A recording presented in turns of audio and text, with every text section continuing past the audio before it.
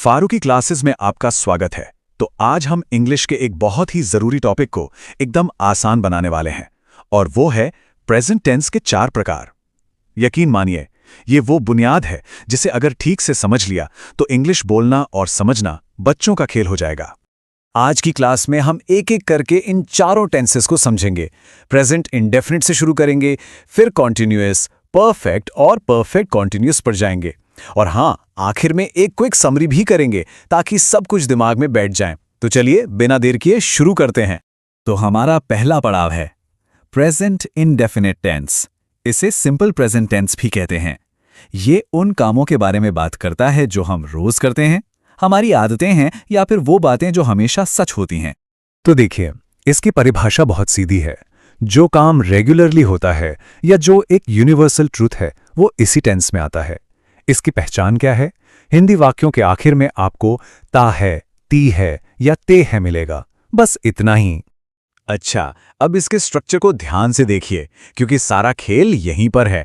Affirmative यानी हाँ वाले वाक्यों में सब्जेक्ट के साथ वर्ब की फर्स्ट फॉर्म लगती है, पर एक रूल याद रखना है।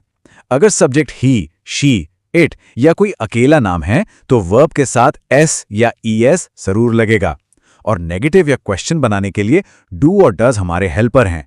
डज का इस्तेमाल उन्हीं ही, शी, इट वालों के साथ होता है। चलिए एक उदाहरण देखते हैं। मैं रोज स्कूल जाता हूं। आई गो टू स्कूल डेली। यहां देखिए, आई के साथ वर्ब की फर्स्ट फॉर्म गो लगी है, कोई एस या ईएस नहीं, क्योंकि रूल के हिसाब से ये आई, वी, यू, दे वाले ग्रुप में है। अब दूसरा उदाहरण देखिए। वह किताब पढ़ती है। She reads a book. यहां पर ध्यान दीजिए, सब्जेक्ट है शी, तो वर्ब रीड के साथ एस लग गया, बन गया रीड्स। यही वो छोटा सा नियम है जिसे लोग अक्सर भूल जाते हैं। और ये रहा तीसरा उदाहरण, जो एक यूनिवर्सल ट्रूथ है। सूरज पूरब से उगता है। The sun rises in the east. ये दिखाता है कि ये टेंस सिर्फ हमारी आदतों के लिए नहीं, बल्कि दुनिया की सच्चाइयों को बताने के लिए भी इस्तेमाल होता है। तो रोज की आदतें तो हमने समझ ली। अब बात करते हैं उन कामों की जो अभी इसी पल हो रहे हैं, और इसके लिए हम इस्तेमाल करते हैं प्रेजेंट कंटिन्यूअस टेंस का। इसकी परिभाषा तो इसके नाम में ही छुपी है।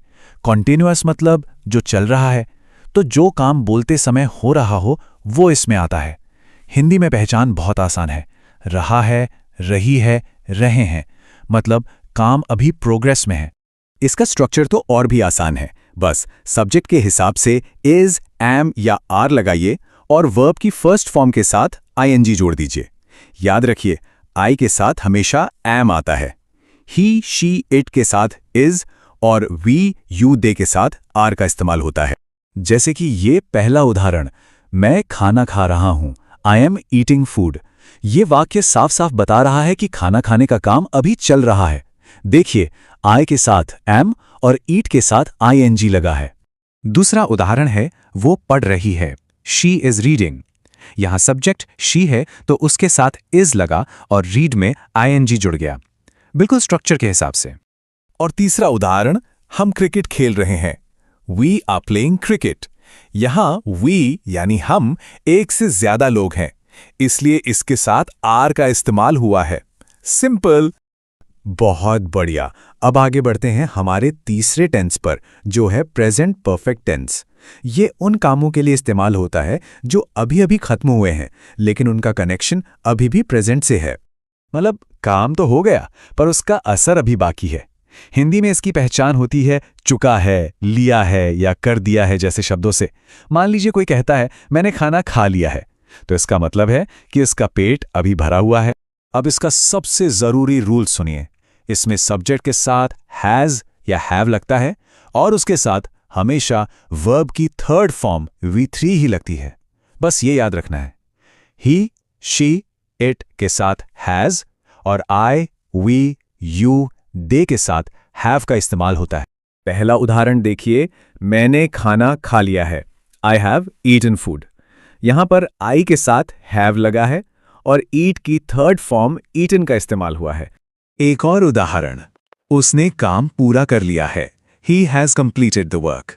क्योंकि सब्जेक्ट ही है तो हमने हैज का इस्तेमाल किया और कंप्लीट की थर्ड फॉर्म कंप्लीटेड का। और आखिरी उदाहरण, उन्होंने किताब पढ़ ली है, they have read the book. यहां दे यानी एक से ज्यादा लोग तो हैव लगा और रीड की थर्ड फॉर्म भी रीड ही होती है। तो चलिए अब हम प्रेजेंट टेंस के आखिरी और सबसे डिटेल्ड फॉर्म को समझते हैं, प्रेजेंट परफेक्ट कंटिन्यूअस टेंस। ये उन कामों के बारे में बताता है जो पास्ट में शुरू हुए थे और अभी भी जारी हैं। तो इसकी सीधी सी परिभाषा है, कोई काम जो कुछ समय पहले शुरू हुआ था वो अब तक चल रहा है।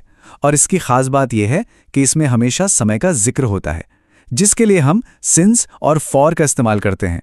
फॉर का इस्तेमाल होता है समय की अवधि बताने के लिए, जैसे 2 घंटे से, और सिंस का इस्तेमाल होता है काम शुरू होने का पक्का समय बताने के लिए, जैसे सुबह से।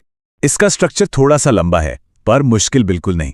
सब्जेक्ट के साथ हैज या हैव, उसके बाद बीन और फिर वर्ब की फर्स्ट फॉर्म के साथ आईएनजी और आखिर में समय के लिए सिंस या फॉर। बस इतना ही है। इसका पहला उदाहरण देखिए, मैं 2 घंटे से पढ़ रहा हूं। I have been studying for 2 hours। यहां फॉर का इस्तेमाल हुआ है क्योंकि ये एक पीरियड ऑफ टाइम बता रहा है, पूरे 2 घंटे। दूसरा उदाहरण है, वह सुबह से काम कर रही है। She has been working since morning। अब यहां since लगा है क्योंकि ये काम के शुरू होने का एक पॉइंट ऑफ टाइम यानी सुबह बता रहा है। और ये तीसरा उदाहरण since को और भी पक्का कर देगा। बारिश सोमवार से हो रही है। It has been raining since Monday। बारिश कब शुरू हुई? सोमवार को, इसलिए since का इस्तेमाल हुआ। तो चलिए जो कुछ भी हमने सीखा है उसे एक बार जल्दी से दोहरा लेते हैं। प्रेजेंट इंडेफिनिट, रोज की आदतें या सच। प्रेजेंट कंटिन्यूअस, जो काम अभी हो रहा है। प्रेजेंट परफेक्ट, जो काम अभी अभी खत्म हुआ है। और प्रेजेंट परफेक्ट कंटिन्यूअस, जो काम पहले शुरू हुआ और अभी भी चल रहा है। उम्मीद है कि इस जानकारी से प्रेजेंट टेंस को लेकर आपके सारे डाउट्स क्लियर हो गए होंगे। अगर ये कोशिश आपको अच्छी लगी तो इसे लाइक करें, अपने दोस्तों के साथ शेयर करें और फरूखी क्लासेस को सब्सक्राइब करना बिल्कुल ना भूलें। मिलते हैं अगली क्लास में।